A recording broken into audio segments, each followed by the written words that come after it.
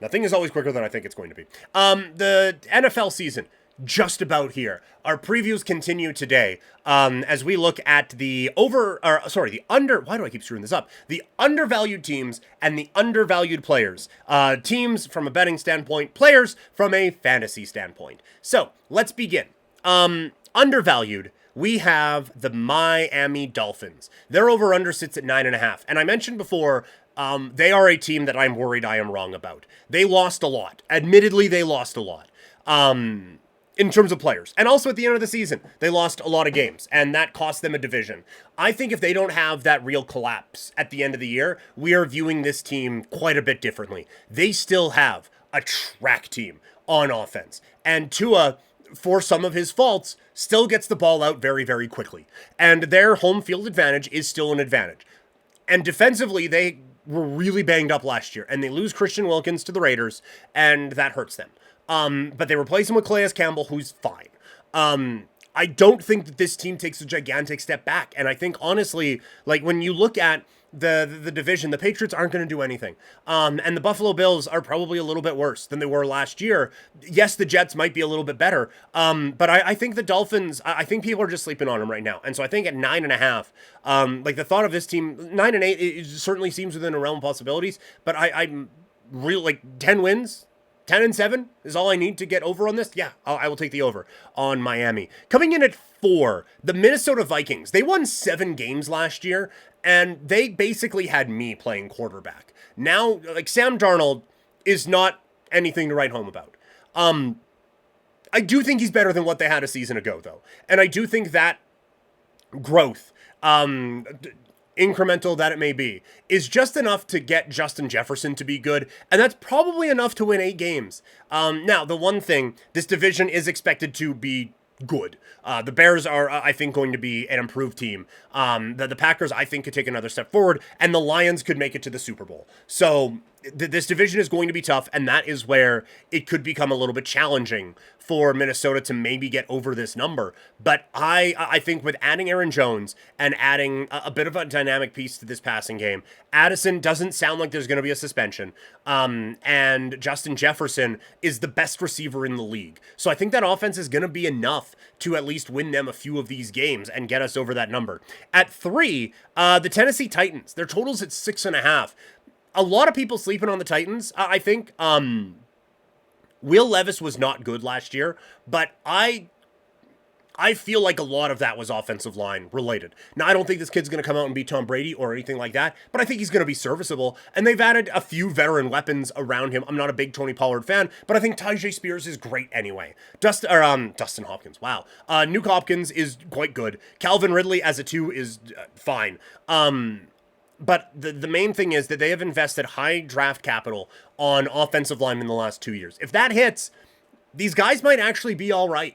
And defensively, they were awful last year. And losing Mike Vrabel is not a notch in our favor for sure. But they added quite a few veteran pieces to this defense that I think are going to help kind of raise the floor of it a little bit.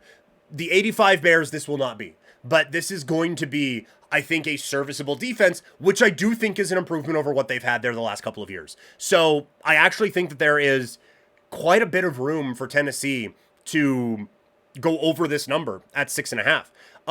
Another team, number 2 on our list, the Arizona Cardinals, also at 6.5. This defense was one of the least talented defensive units that you had in the NFL last year. They have at least added some serviceable pieces to that defense. They have also are also going to face, I think, a easier schedule when it comes to offenses that they play this year. And then on the offensive side, it was kind of Trey McBride and nothing. Kyler Murray came back mid-season and was tremendous. So getting a full season of him with McBride, you add Harrison, who does feel kind of ready-made as a wide receiver, and you allow this team to kind of grow into that.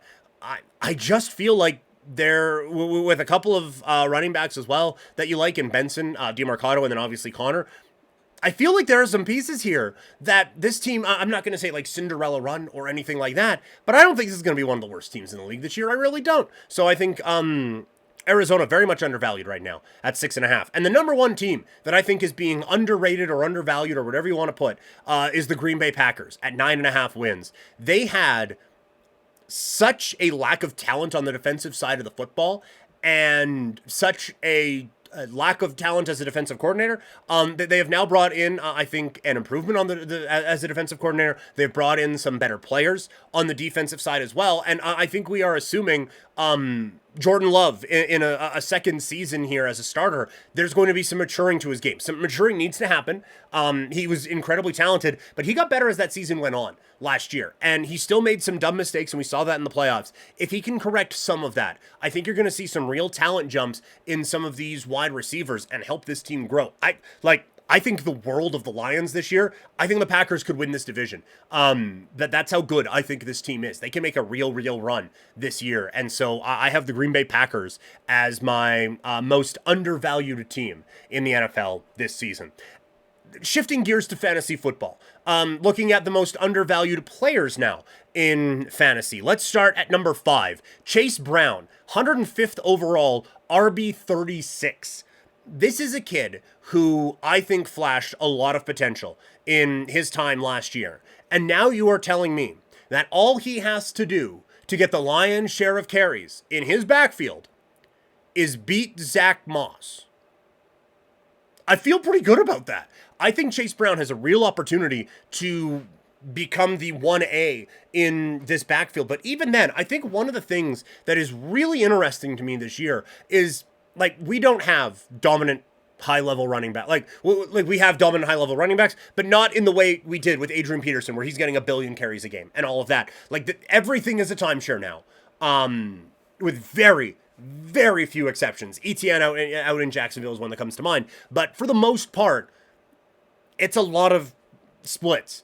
And I feel like the perceived back half of those splits are being really undervalued this year. And I think the first two on this list, Chase Brown here, and then the next one, Raheem Mostert at 77th overall and RB25, I think they are both being significantly undervalued. I think Mostert is going to start the season as the 1A. Now, we all expect Devon Achane to be incredible, but he was last year, and Mostert still led the league in touchdowns. That's probably not going to happen, but I feel like you are baking in all of the potential downside and almost none of the upside in Raheem Mostert. If you're getting him at RB25, that's your third running back.